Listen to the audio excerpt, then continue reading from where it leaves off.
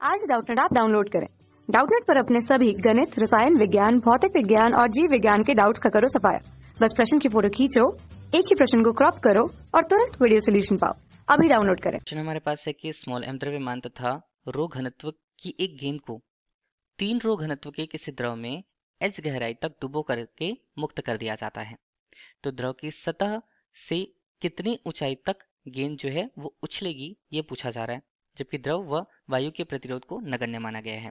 तो उसकी ऊंचाई को यहाँ पर h के रूप में, h/2 के रूप में, 3h के रूप में या 2h के रूप में दिखाया गया है विकल्पों में। तो कौन सा मान यहाँ पर सही रह रहा है वो हमें देखना है। उसके लिए हमने लिया सबसे पहले एक पात्र में कोई एक द्रव भरा हुआ है। द्रव के लिए अगर उसके घनत्व के मान को देखें तो वो हमारे पास 3 रो के रूप में प्रस्तुत होता है, जबकि एक गेंद हमारे पास है। ठीक है, गेंद के लिए उसकी प्रारंभिक स्थिति को 1 के रूप में बताया और दूसरी स्थिति को जब नीचे h गहराई तक उसे डुबोया जाता है तो उसकी स्थिति को हमने बताया है। ठीक, अब यहाँ पर गेंद की पहली स्थिति, गेंद की दूसरी स्थिति। गेंद के लिए उसका द्रव्यमान स्मॉल m और उसका घनत्व रो के रूप में प्रस्तुत है।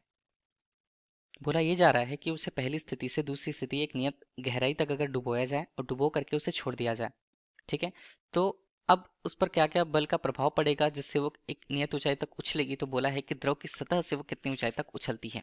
ठीक है, हम यहाँ पर जो ले रहे थे, ये h का स्थान जो ले रहे थे रेफरेंस तौर पर, तो ये कितनी ऊंचाई तक वहां पर उछलती है ऊपर की तरफ, ये पूछा जा रहा है क्वेश्चन पे। पहले देखें तो उस पर बल कौन कौन से कार्य करेंगे। एक बल जो होगा नीचे की तरफ कार्य करेगा, जो उसका भार होता है। ठीक है, भार होता है तो हम उसे mg के रूप में ले लिए।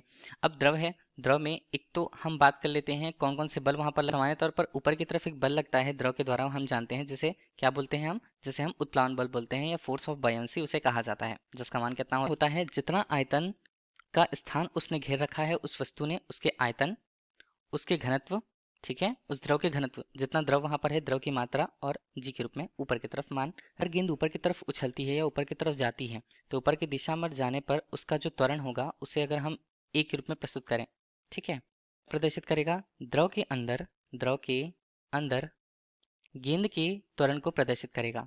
गेंद त्वरण हम अगर उसे कहें तो, ठीक है, गेंद त्वरण के रूप में प्रस्तुत करेगा, जिसे हम क्या लिखेंगे, जिसे हम एक के रूप में अगर प्रस्तुत करते हैं तो वो होता क्या है। सामान्य तौर पर बल की बात की जाती है तो नेट बल जो लगेगा और उस पर अगर हम उस गेंद के लिए उसके द्रव्यमान को यहाँ पर भाग कर दें, त्वरण का मान मिल जाएगा। तो एक का मान अगर हमें निकालना है तो एफ नेट का मान हमारे पास कितना, एक तो उत्प्लावन बल ऊपर की तरफ, ठीक है, तो उसे हम रो डैश हम कहते हैं जी के रूप में। ये क्या बताता है, द्रव के लिए उसके घनत्व को बताएगा। ऋण हम करें तो भार एम जी के रूप में, ठीक, और बटे हम करें तो वो कितना होता है, बटे हम करें तो वो स्मॉल एम होता है।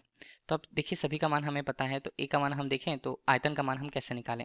आयतन का मान हमेशा होता है द्रव्यमान बटे घनत्व के अनुपात के बराबर। ठीक है, तो अभी हम यहाँ पर आयतन किसकी बात कर रहे हैं, किसके आयतन की बात कर रहे हैं, गेंद के आयतन की बात कर रहे हैं। गेंद के लिए उसका द्रव्यमान और गेंद के लिए उसका जो घनत्व होगा उसका अनुपात उसके आयतन को प्रदर्शित करेगा। रो डैश के रूप में हम देखें तो वो 3 रो को प्रदर्शित कर रहा है। रो हमें क्या बता रहा है, घनत्व के मान को, द्रव के घनत्व के मान को, गुणा है गुरुत्वीय त्वरण जी के रूप में, ऋणात्मक रूप से एम जी हमारे पास होता है। ठीक, रो और रो के मान यहाँ पर कट जाएंगे तो यहाँ पर 3 mg और बटे यहाँ पर हम करें तो m के रूप में मान आता है।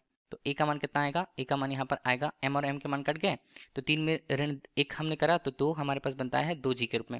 मतलब a का मान, त्वरण का मान गुरुत्वीय त्वरण के दुगने मान के बराबर मिलता है, का मान हमें मिल गया। अब गेंद अगर सतह पर होती है तो सतह पर से अगर वो ऊपर की तरफ जाएगी, त्वरण का मान हमें पता है, तो ऊपर की तरफ जाने पर जो उसकी ऊंचाई होगी उसे हम ले रहे हैं तो वो क्या बनेगा, h के रूप में अगर हम देखें तो 2gh हम कहते हैं और ये प्लस मान कितना होगा, ये होगा, देखिए गति का तृतीय समीकरण उपयोग हम कर रहे हैं तो v स्क्वायर का मान अगर हम देखें तो वेग का मान v स्क्वायर के रूप में, और प्रारंभिक वेग हमने क्या मान रखा, 0, तो ये 0 हो गया।